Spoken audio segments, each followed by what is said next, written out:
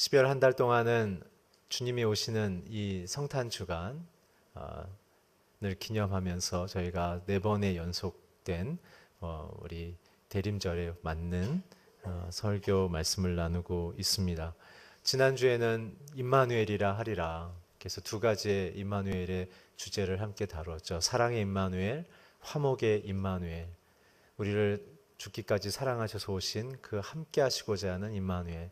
두 번째는 우리 안에 있는 모든 죄악을 용서하시고 하나님과 또한 이웃과 하나 되게 만드신 그 화목케 하신 임마누엘 하나님. 죄로 인하여 하나님과 분리될 수밖에 없지만 그러나 하나님과 연합하게 해주시고 우리 안에 들어오신 그 따뜻한 하나님의 사랑 임마누엘에 대해서 지난주에 함께 봤고요. 오늘은 그 임마누엘 하나님의 그 연속성으로 그런 그 임마누엘 하나님이 우리에게 어떻게 나타나시는가에 대한 이야기를 나눕니다.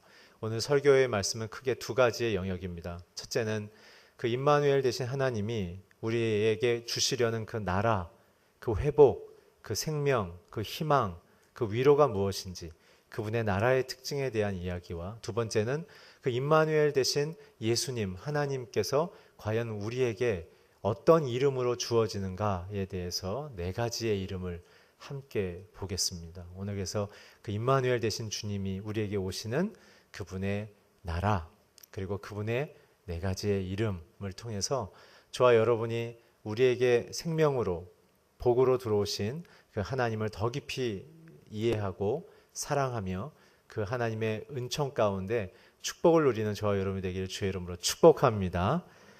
첫 번째 함께 보겠습니다. 오늘 본문의 7절을 한번 같이 읽어 주십시오. 시작. 다윗의 것입니다.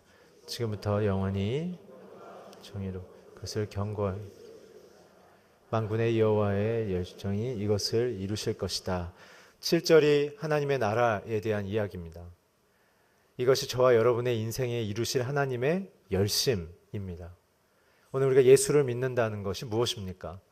오늘 예수를 믿고 내가 행복하다는 것이 무슨 내용입니까? 오늘 바로 7절을 주목하십시오. 7절에 이렇게 기록되어 있죠. 그분의 넘치는 주권과 평화 그리고 다윗의 보좌와 그의 왕국 위에 끝없이 펼쳐질 것이다. 첫 번째는 하나님의 통치라는 것이죠. 그분의 통치. 그분의 실수 없고 그분의 사랑으로 기반한 통치. 그분의 주권은 사람을 살리는 데 목표가 있습니다. 그분의 통치를 받는 자들은 다 말라서 죽어가는 그러한 생명의 기운을 잃어버린 사막과 같은 자들이 그분의 주권을 받는 순간 옥토로 바뀌어지는 역사가 일어나는 것입니다. 오늘 주님의 통치를 기꺼이 받아들이며 그분만을 의지하기는 저와 여러분이 되길 주의 이름으로 축원합니다. 그래서 지난주에 마지막 화목의 임마누엘을 했을 때 주님과 우리를 하나로 만들기 위해서 그 보내주신 화목의 임마누엘의 최정점은 무엇이었다? 보혜사 성령이었다. 성령께서 우리 안에 들어오심으로 말미암아 우리는 그분과 하나 되는 것이다. 그리고 그분과 하나 되어야만 오늘 주어지는 이 살아나는 주권을 누릴 수 있는 것입니다. 오늘 저와 여러분이 문 밖에서 두드리시는 예수 그리스도의 그 찾아오시는 음성을 듣고 마음을 여심을 통하여 우리를 살리시고 우리에게 생명을 주시고 우리에게 길과 진리가 되기를 원하시는 그분의 열심을 받아들임을 통해 살아나는 저와 여러분 되기를 주의 이름으로 축원합니다. 두 번째는 평화입니다. 주님과 함께하는 평화. 이것은 네 번째 이름에서 좀 더 깊이 다루어 드리겠습니다. 그것이 어떻게 됩니까? 다윗의 보좌와 그의 왕국에서 끝없이 펼쳐질 것이다. 하나님의 약속은 실패가 없다는 것이죠. 그리고 그분이 영원히 공평과 정의로 우리를 채우실 것이다. 그분의 열심을 이야기하는 것입니다. 오늘 이 부분은 서론에 불과합니다. 이제 설명해 드릴 나라의 안에 그분의 열정이 어떻게 표현되어 있는지를 함께를 보기를 원합니다. 이 이사야서 9장이 주어진 이사야가 살아가고 있는 시대의 역사적 배경을 우리가 잠깐 봐야 되는데 이사야 9장의 역사적인 시대는 BC 732년이었습니다. 아수르와 시리아와 에브라임의 동맹군이 치열하게 전투를 하는 시기였습니다. 모든 국제정사가 한 시간 한 시간이 급변하는 굉장한 위기의 시간이었죠. 결론부터 말씀드리자면 이 아수르와 이 시리아와의 에브라임의 동맹의 간의 대전투는 결국 아수르의 승리로 일어나게 되어지고 그 전쟁의 패배로 말미암아 북이스라엘의 가장 옥토와 같은 스불론과 납달리 지역, 갈릴리 지역입니다. 그 지역을 뺏기게 되어지면서 북이스라엘의 이 두 지파가 굉장한 이제 고통과 핍박 속에 들어가게 되어집니다. 그러나 이 상황 속에서는 북이스라엘의 내면적인 하나님을 떠나는 타락이 있었습니다. 우리 자막을 통해 이사야 8장 19절에서 22절을 함께 읽어 주십시오. 시작.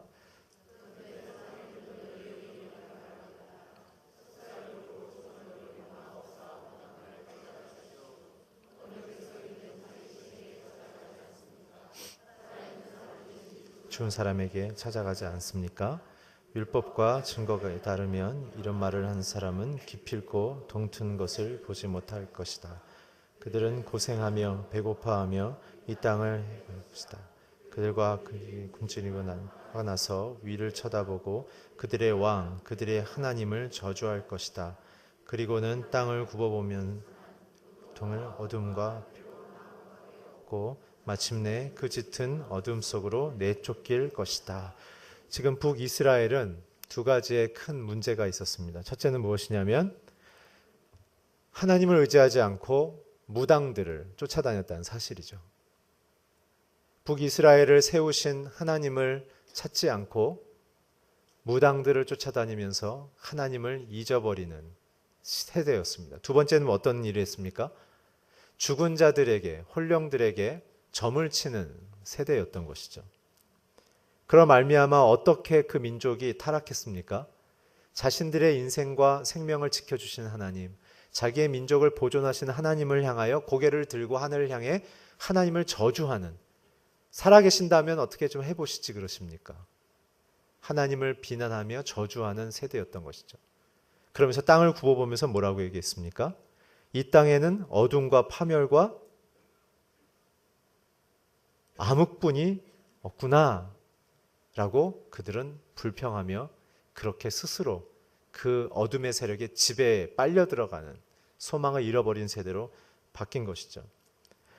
결국은 그들은 하나님을 찾지 않고 자신들의 의지하는 우상과 신령들을 찾아다녔으며, 두 번째는 그것을 보고 있는 북이스라엘의 지도자들조차도 율법에 준하여 정직과 정의와 공의를 행하지 않고 그들의 민심에 마음을 뺏겨서 내 자리가 뺏길까봐, 저들이 나한테 대적하면 내 정치적 생명이 끝날까봐 두려움 속에 빠져서 하나님의 정의와 공의와 공평을 선언하지 않는, 심지어는 선지자들조차도 선언하지 않는 교회의 타락과 정치인들의 타락이 동시에 일어났던 것이죠. 여러분, 하나님을 놓치면 다 놓치게 되어집니다. 하나님을 붙드는 자들은 세상이 태풍과 같은 풍파에 있을지라도 살아납니다. 오늘 여러분들과 제 인생의 소망은 하나님 한 분인 것을 믿으시길 주의 이름으로 축원합니다.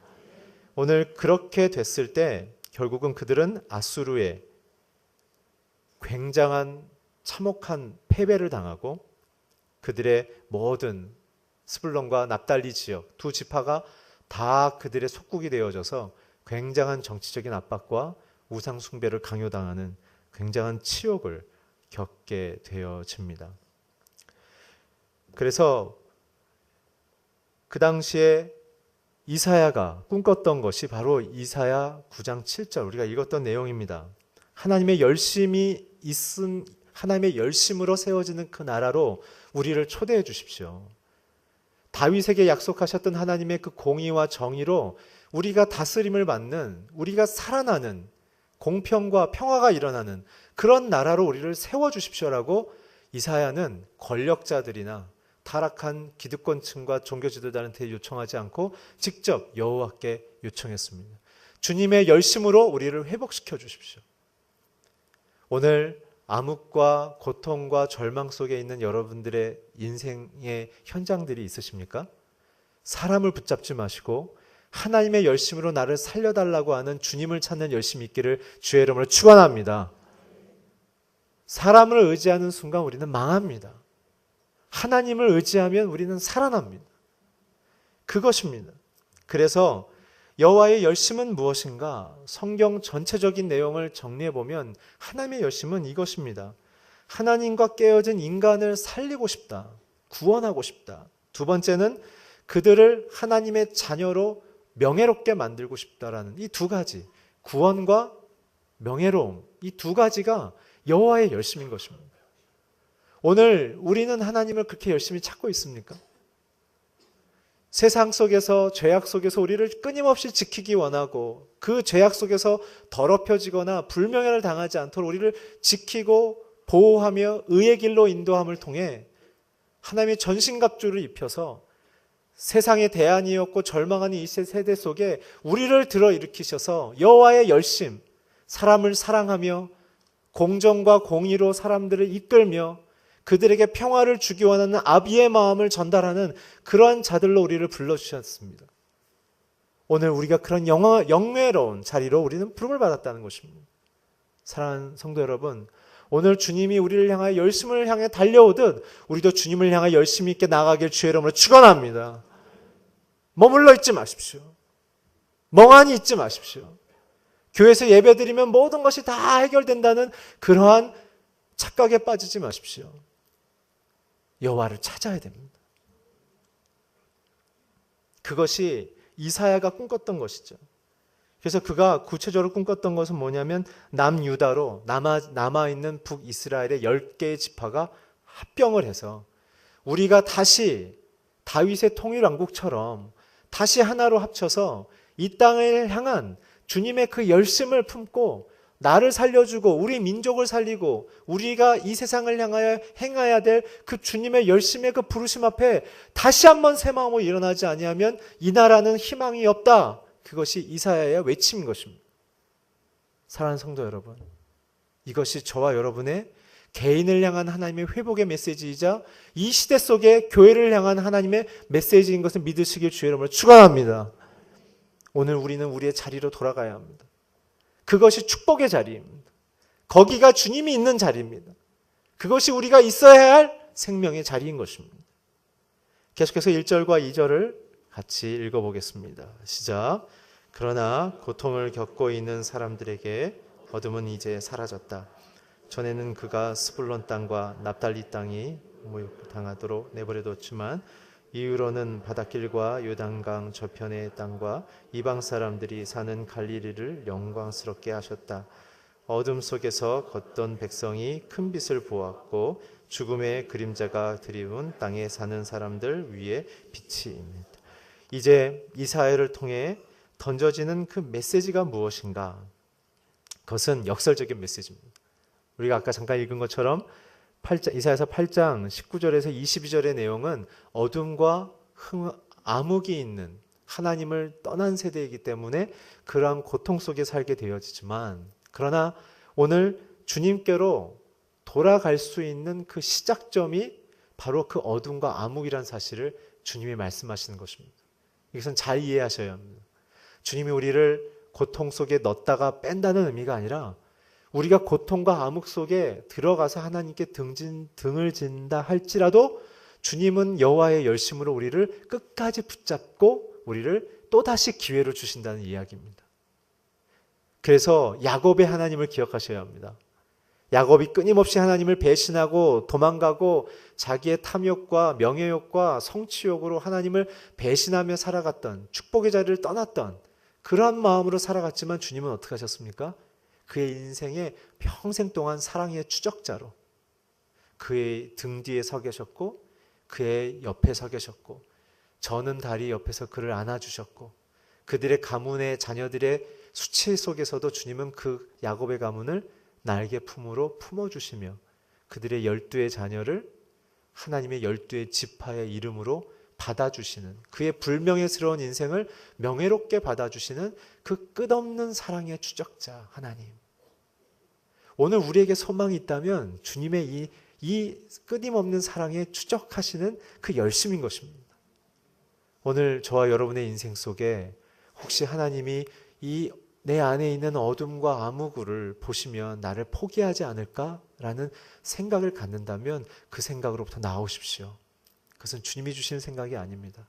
주님은 우리가 어떤 환경에 있을지라도 우리를 살리기 위해서 자기의 목숨을 십자가에 달려 죽으신 그 생명이 주님이신 것입니다. 오늘 그래서 그분의 역설적인 하나님의 회복의 방식은 바로 우리가 위기이고 어둠 속에 있을지라도 주님은 거기서부터 우리를 만나주시고 붙잡아주시고 빛으로 인도하신다는 사실입니다. 오늘 저와 여러분의 안에 있는 절망과 실패와 두려움이 주님을 만나는 장소임을 믿으시길 주의 이름으로 축복합니다. 오늘 그곳에 주님이 계십니다. 오늘 주님이 그곳에서 우리를 기다리고 계십니다. 괜찮다. 못자국 난 손을 봐라. 찔린 내 옆구리를 봐라. 채찍에 다 갈라진 내 몸을 봐라. 그러나 난 너를 위하여 부활했고 너를 살리고 싶다. 내 손을 잡고 가지 않겠니? 오늘 주님도 버렸고 어둠과 암흑 속에 있는 이 12지파를 향하여 주님은 이사야를 통해 이제 찾아오십니다. 그래서 주님도 우리에게 내려오셔서 자신을 어떻게 설명하셨습니까? 나는 길이고 진리고 생명이다. 길을 잃어버린 너, 내가 길로 인도할 것이다. 진리를 잃어버려서 부끄럽고 수치스러운 너, 내가 진리의 옷을 입혀서 너를 깨끗하게 하고 이제 명예롭게 할 것이다. 이제는 죽음과 같은 생명 가운데 희망을 잃어버린 너, 내가 너에게 나의 죽음을 통해 생명을 주리라. 내게 오라. 내게 오라. 오늘 그 주님만을 붙잡으시길 주의 이름으로 축복합니다. 그래서 오늘 보게 되면 그 주님의 열심, 우리를 그렇게 살리는 열심은 두 가지로 나타납니다. 1절과 2절에 보면 여러 가지 얘기있지만 한 단어로 표현하면 주님은 우리를 영화롭게 한다는 것입니다. 주님을 배신했고 하나님을 찾지도 않았고 우상을 숭배했으며 하나님을 저주했던 그 입술을 가진 존재일지라도 주님은 그 스불롯과 납달리 그 저주의 땅에서부터 하나님을 경외하지 않았던 그 북이스라엘과 남유다의 땅에서부터 그 땅을 깨끗하게 하시겠다는 얘기입니다. 우리가 살아나는 방법은 주님이 우리를 만나주시고 깨끗하다고 인정해 주시는 것밖에 없습니다. 오늘 주님이 우리를 영화롭게 해주신다는 약속을 오늘 우리는 받았습니다. 오늘 두려워하지 마십시오. 놀라지 마십시오. 하나님께로 나아가는 자들은 오늘 그러한 영화로움을 경험하는 역사를 경험할 것을 주의 이름으로 선포합니다. 오늘 주님께로 나아가십시오. 내 안에 두려움이 있어도 부끄러움이 있어도 염려가 있어도 주님은 수고하고 무거운 짐진 자들은 다 오라고 말씀하셨습니다. 이스라엘이 광야에서 주님을 저주했을 때 불뱀에 물리고 모세를 통하여 노뱀을 높이 들여서 쳐다보면 보면 살아나겠다는 그 단순한 논리 속에서도 믿음을 갖고 바라본 자들은 벌떡벌떡 일어났다는 것이죠. 오늘 살아나는 것은 나의 도덕성도 아니고 나의 명예로움의 열심이 아니라 주님의 영화롭게 하겠다는 그 약속을 믿음으로 받아들이는 자들입니다. 오늘 주님을 그렇게 받아들이시기를 주의 이름으로 축원합니다. 그러면서 저는 여기에서 한 가지를 더 묵상했습니다. 그럼 이 부분을 통하여 우리는 예수님이 오심을 어떻게 그분의 나라에 들어감을 통해 나를 영화롭게 해주신다는 것을 통해 주님을 우리는 어떻게 대해야 될 것인가? 우리 또한 주님을 영화롭게 만들어야 된다는 것입니다. 나를 영화롭게 하시는 그 주님, 그 사랑이 있다면, 그 영화로움이 있다면 그 영화로움의 본질은 예수 그리스도입니다. 그렇다면 나를 영화롭게 할 만큼 그 깊고 놀라운 그 능력이 가신 그 본질인 예수님을 우리는 인정하며 찬양하며 예배하며 높여드려야 되는 것입니다. 오늘 주님의 그 영화로움 속에 들어가기를 주의 이름으로 축원합니다. 날마다 찬양하십시오. 주님의 높고 영화로움을 높이십시오. 그러면 우리가 그 안으로 들어가는 것입니다. 그것입니다. 두 번째는 무엇입니까? 3절에 보면 이런 얘기가 나옵니다. 우리 한번 3절 같이 읽겠습니다. 시작. 주께서 이 백성을 번성케 하셨고 기쁨을 주셨습니다. 사람들이 추수할 때 기뻐하고 전리품을 나눌 때 즐거워하듯 그분이 주 앞에서 영화롭게 되어지고 오늘 제가 깊이 다루지 않았지만 빛이 우리 안으로 들어온다는 것이죠. 주님이 들어온다는 것이죠. 보혜사 성령, 빛 대신 예수께서 이 땅에 오시듯 우리 안에 들어오신다는 것입니다. 그렇게 되면 우리 안에 일어나는 큰 두 번째 하나님의 나라의 특징은 기쁨이, joy, 기쁨이 회복된다는 것이죠. 이 기쁨은 5절에서 자세히 설명하고 있습니다. 5절 제가 읽어드리면 쿵쿵거리며 짓밟던 모든 군화와 피범벅이 된 모든 군복이 땔감으로 불에 타 사라졌기 때문입니다. 그 기쁨의 근거는 해방과 자유인 것입니다. 나를 괴롭히던 죄의 근원에서, 어둠의 근본에서, 내 안에 있는 잘못된 형성된 인격의 근본에서 이제는 그리스도의 성품과 그리스도의 사랑과 그리스도의 나라와 정의의 그 가치의 삶의 방식으로 내가 변화됨을 통해 이제는 하나님의 나라의 자녀가 된 그 영예로움의 기쁨을 내가 누리기 시작하는 것이죠. 오늘 자유와 해방이 여러분에게 임하길 주의 이름으로 축원합니다. 예수님께서 오시는 것은 우리를 죄와 사망의 권세로부터 건져내기 위해서 오시는 것입니다. 오늘 그 근본이 해결되어야 됩니다. 오늘 그것이 우리 안에 가장 큰 기쁨으로 고백됐을 때 우리는 영적인 승리를 얻게 되어지고 영적인 승리한 자녀로서 우리에게 맡겨진 가정과 직장에서 하나님의 그 영화로움을 드러낼 수 있는 승리와 영향력인 리더십을 갖기 시작하는 것입니다. 오늘 우리의 내면이 바뀌지 않으면 우리의 삶의 현장에 영향력이 일어날 수가 없습니다. 오늘 우리에게 참된 해방과 자유가 되시는 예수님을 받아들임을 통해 여러분의 인생 속에 하나님의 기쁨이 넘치기를 주의 이름으로 축원합니다. 그것입니다. 4절과 5절을 같이 읽어주십시오. 시작. 짓누르던 멍에와 밀치던 앞제 몽둥이를 미디안이 꺾던 나처럼 주께서 부숴버리셨기 때문입니다. 쿵쿵거리며 짓밟던 모든 군화와 피범벅이 된 모든 군복이 땔감에.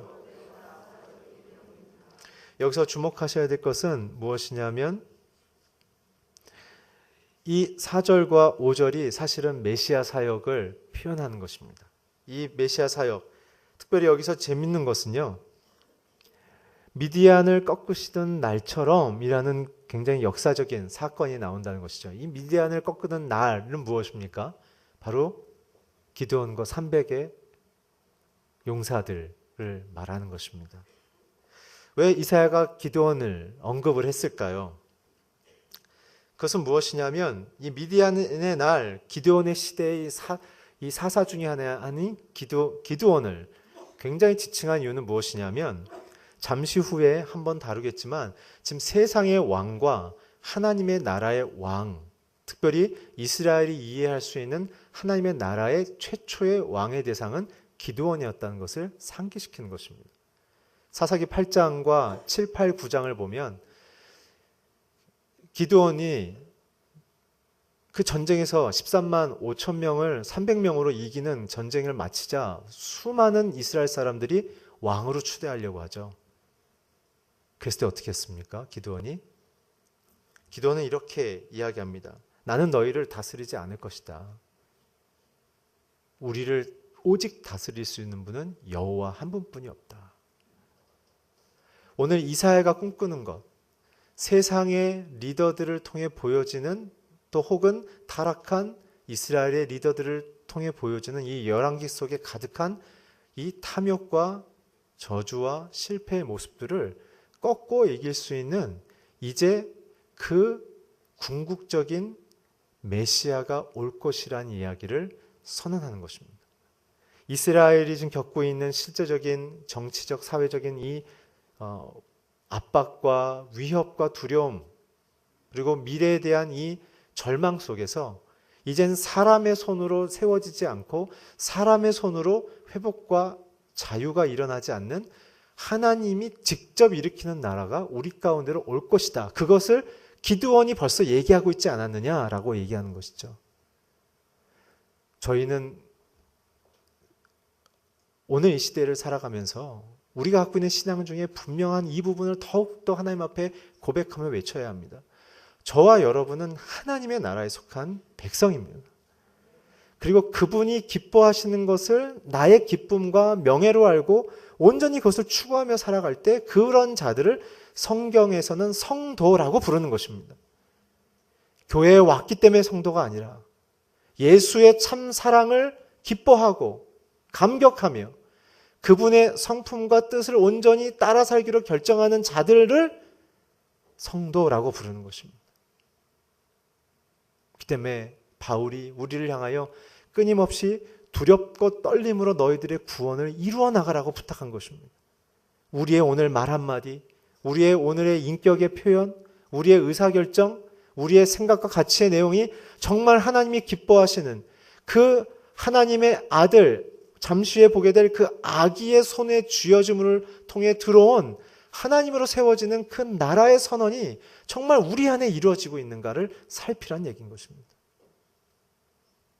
그래서 우리는 이것이 교회라고 이해하면 안 되고 저와 여러분의 몸이 로마서 12장에 있는 것처럼 우리의 몸이 하나님의 그 뜻으로 이루어진 교회라고 고백하셔야 되는 것입니다. 그래서 우리의 몸을, 우리의 인격을, 우리의 비전을, 우리의 재능을, 우리의 가정을 하나님께 산 제사로 내어드릴 수 있는 그 기쁨의 예배자가 되는 것, 그것이 성탄을 맞이하고 성탄에 오신 예수 그리스도를 구주로 믿는 자들의 갈망이요 기대인 것입니다.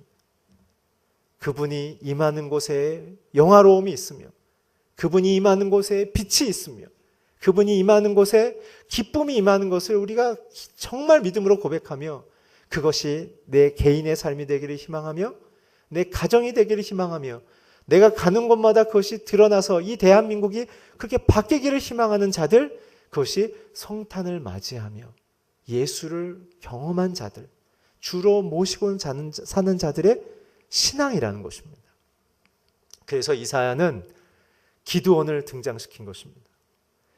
그렇게 힘의 중심에 서 있었고 아무도 부정할 수 없는 그 권력의 핵심의 승리의 증거의 주력자였음에도 불구하고 기드온은 그 자리에 오르지 않고 정말 우리를 다스리고 살릴 여호와만을 갈망했다라는 것이죠.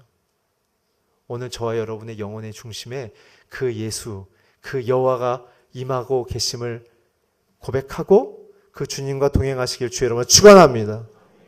그것이 예배의 삶인 것입니다. 그래서 마태복음은 그렇게 오시는 예수님을 누가 누굴 낳고 누굴 낳고 그 복잡한 낳음을 기술함을 통하여 인간의 역사에 몸을 빌리셨지만 결국은 자기의 손으로 이 모든 불완전한 인간의 역사 속에 하나님의 나라를 선포하러 예수께서 직접 오셨다라고 통치하는 왕으로 선언하고 있습니다. 누가복음에는 어떻게 표현되고 있습니까?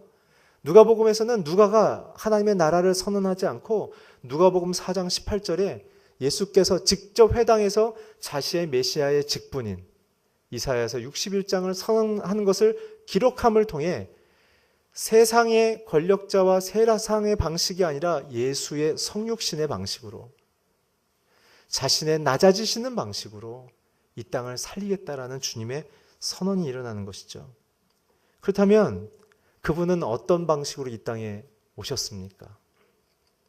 우리 6절을 7절을 같이 읽겠습니다. 시작. 한 아기가 우리에게 태어났다.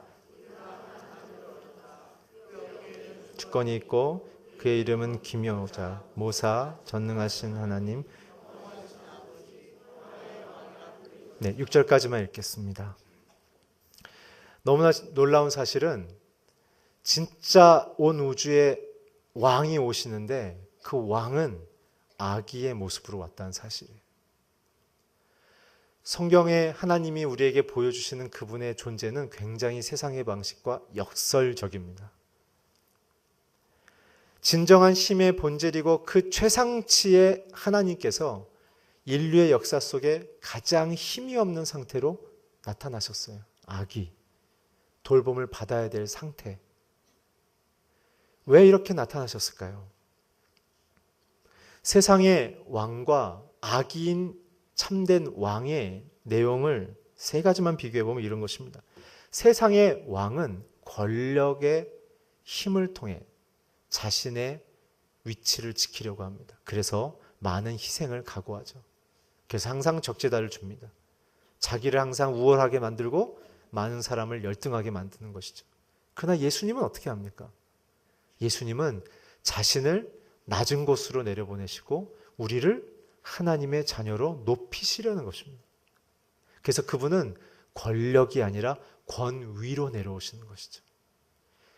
낮아짐에도 불구하고 그분이 자신의 하나님됨을 잃어버리지 않는 이유는 그분은 하나님으로서의 권위가 있기 때문에 그렇습니다.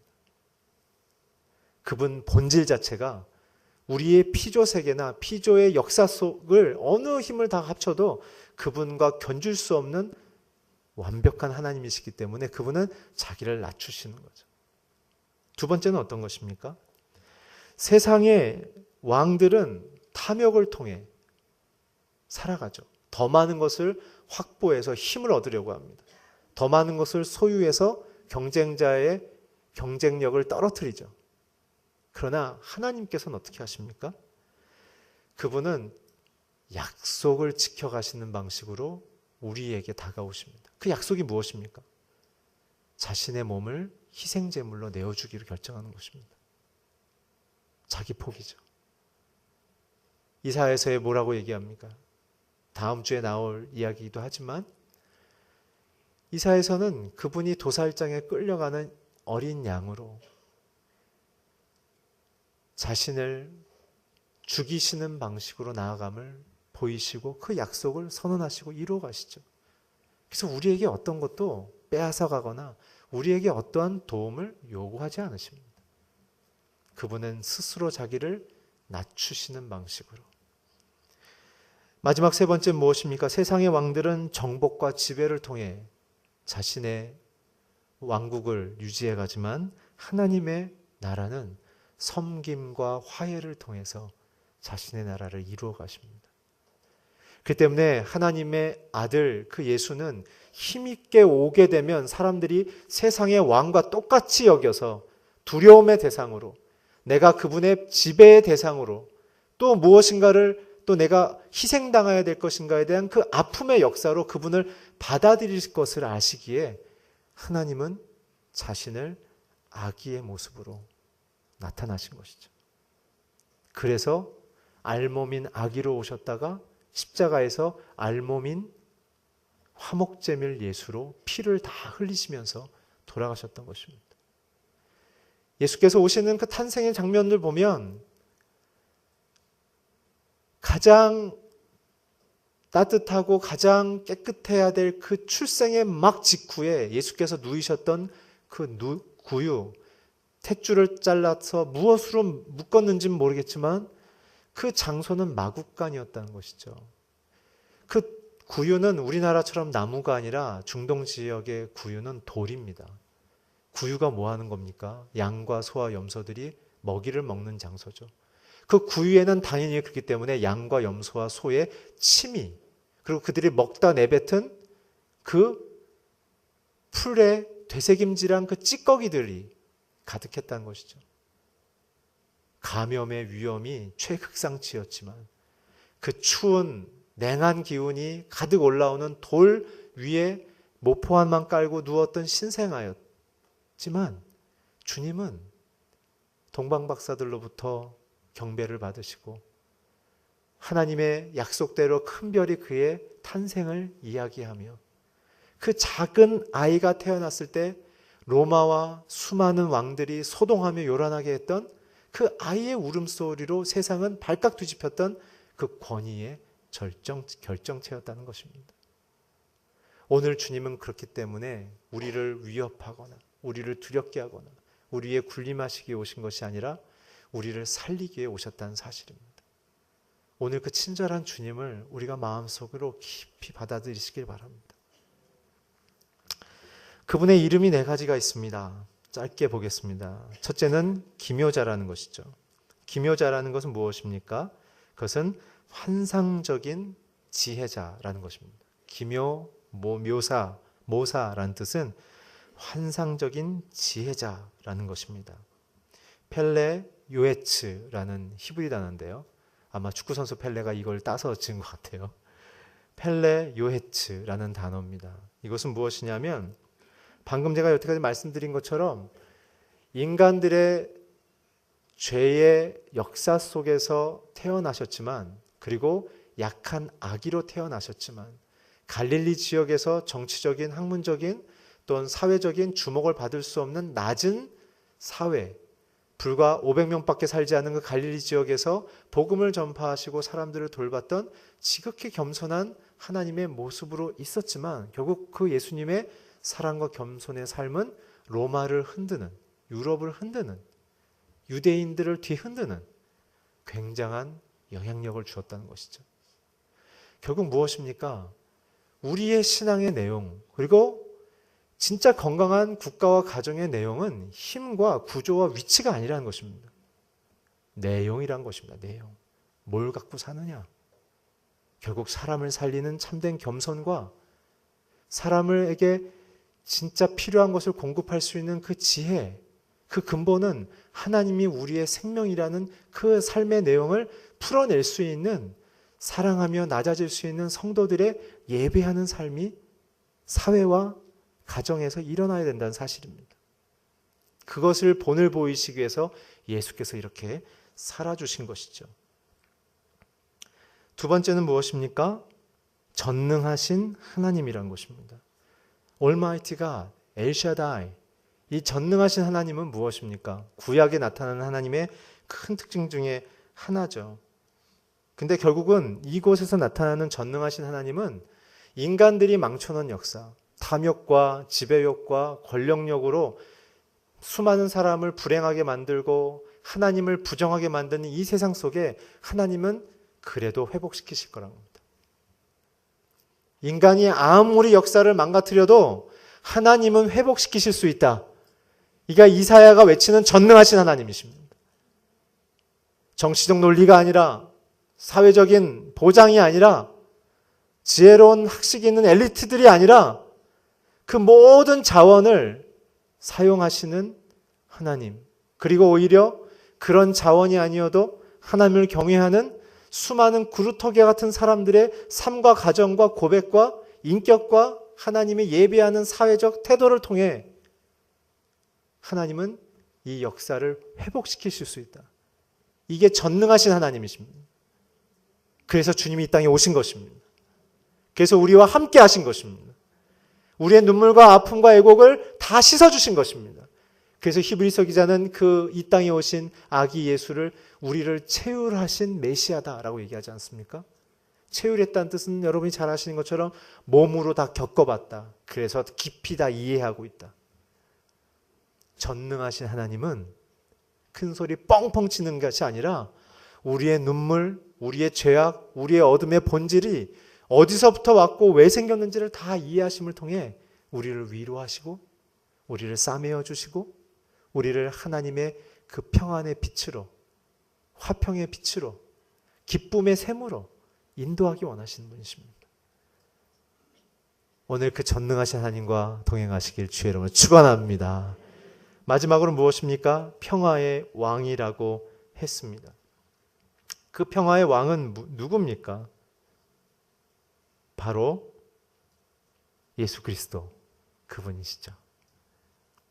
그 평화는 우리에게 어떻게 주어집니까? 예수 그리스도의 사역을 통해 주어집니다. 우리 자막을 통해 이사야서 61장 1절을 함께 읽어주십시오. 시작. 주 여호와의 영이 내 위에 있으니 이것은 여호와께서 내게 기름을 부어 가난한 사람들에게 좋은 소식을 전하게 하려는 것이다. 그분이 나를 보내셔서 마음이 상한 자를 감싸주고 포로에게 자유를 선포하고 갇힌 사람을 풀어준. 오늘 이 평화는 성령을 통해서 온다는 사실을 기억하십시오. 평강의 왕이신 예수의 공생의 첫 시작을 우리는 기억합니다. 그분이 세례 요한에 나오셔서 세례를 받으실 때 세례를 받으신 이후에 두 가지의 신적 현상이 일어났죠. 첫 번째는 무엇입니까? 성령이 비둘기처럼 임했다는 것입니다. 우리의 인생 속에 하나님의 평화의 상징인 노아의 물 심판 이후에 다시는 물로 심판하지 않겠다는 무지개와 더불어 그 잎을 물고 왔던 그 평화의 비둘기. 우리에게 심판 대신 생명과 평화를 주길 원하는 그 아비의 마음이 오늘 우리에게 던져져 있습니다. 그것이 예수님의 사역의 핵심입니다. 또한 두 번째는 무엇입니까? 요한복음 14장 27절에 이렇게 기록되어 있습니다. 함께 자막을 통해 읽겠습니다. 시작. 내가 너희에게 평안을 주고 간다. 곧 내 평안을 너희에게 준다.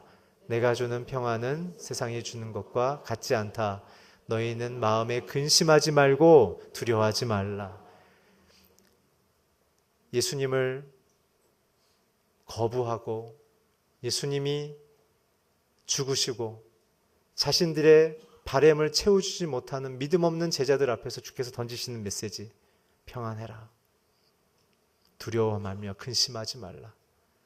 세상의 왕들이 일궈준 평화와 내가 주는 평화는 다르다. 세상이 주는 왕들의 평화는 일시적이고 그것은 지속할 수 없지만 내 평화는 상황과 관계없이 하나님의 나라에 거하는 자들이라면 오히려 상황을 지배하며 그 내면이, 그들의 인생이 오히려 안연하는 시편 27편처럼 군대가 나를 둘러친칠지라도 내가 오히려 평안한 그러한 담대함을 경험할 수 있다는 것입니다. 그 핵심은 보혜사 성령께서 예수의 영으로 저와 여러분 안에 들어오셨기 때문에 그분 때문에 우리는 평화로운 것입니다. 그러한 자들이 나갔을 때 세상이 평화롭게 되는 것입니다. 오늘 저와 여러분이 아기로 오시는 이 엄청난 하나님의 이 놀라운 모습을 기억하며 그 안에 아기의 모습에 감춰진 이 능력의 하나님, 평화의 하나님, 탁월한 지혜자의 하나님을 붙들며 나아감을 통해 세상을 두려움 없이 승리하게 주의 이름으로 축원합니다. 내면 속에는 여러 가지 근심과 걱정으로부터 승리하게 주의 이름으로 축원합니다. 이 시간에 한번 같이 기도합시다. 기도하실 때 하나님, 내가 아기로 오신 그 예수님의 참된 이 지혜와 전능하심과 영원하심과 평화로운 그 하나님을 의지하고 믿음을 통하여 내가 승리하게 하여 주시옵소서. 두 번째, 이 대한민국 땅 가운데 하나님, 전능하신 하나님으로 이 땅을 회복시켜 주시고 사람들이 망치고 사람들이 어수선하게 만든 이 모든 상황 속에 다시 한번 하나님의 생명의 그 능력, 평화의 그 능력, 소망의 능력, 생명의 그 능력으로 이 나라와 이 민족을 살려 주시옵소서. 우리 주여 한번 부르짖고 기도하겠습니다. 주여! 하나님 간절히 기도하며 나아갑니다. 오늘 주님의 이름을 부르짖으며 나라를 고백하며 나아가사오니 오늘 우리 모든 성도님들의 삶 속에 하나님 그 나라의 능력, 그 나라의 소망 영화롭게 하시고 빛으로 임하시고 기쁨 가운데 들어가는 하나님의 나라의 그 소망을 누리게 하여 주시옵시고 생명의 그 능력으로 서게 하여 주시옵소서. 하나님 간절히 소망하는 것은 우리 모든 성도님 한 분 한 분의 인생 가운데 하나님 지혜로 능력으로 탁월함으로 아름다움으로 또한 전능하심으로 영원하심으로 하나님 그 평화로 임하여 주셔서 하나님 주님과 함께 승리하며 하나님 두려움과 염려로부터 하나님 날마다 승리할 수 있게 도와주시옵소서. 이 나라의 민족을 주의 손에 의탁합니다. 주여 회복시켜 주시옵소서. 고쳐 주시옵소서. 변화시켜 주시옵소서. 치유하여 주시옵소서. 하나님 변화시켜 주시옵소서. 주님만을 의지하며 나가오니 주여 도와 주시옵소서. 살아계신 하나님, 오늘 아기로 오신 그 예수님의 놀라운 모습과 그 아기로 오신 예수님을 통하여 선포된 놀라운 나라에 대하여 함께 우리가 나누었습니다. 하나님, 우리가 어둠 속에 있는 자와 같은 자들이 아니라 이제는 영화로운 자요, 빛 가운데 있는 자요, 참된 기쁨 안에 있는 자임을 오늘 깨달았사오니 주님 날마다 그렇게 승리하게 하여 주시옵소서. 특별히 하나님 2017년 각 성도님들의 삶 속에 아기 예수에 담긴 그 이름의 참된 능력이 우리의 삶을 이끌게 하여 주셔서 날마다 이 땅에 오신 그 주님의 승리만을 붙잡으며 살아가게 하여 주시옵소서. 특별히 대한민국을 주 앞에 의탁합니다. 하나님, 이 나라 이 민족이 오늘 이사야에 있는 내용처럼 주님을 찾지 않았고 주님을 고백하지 않음을 통하여 도덕이 무너지고 윤리가 무너졌음을 고백하오니 용서하여 주십시오.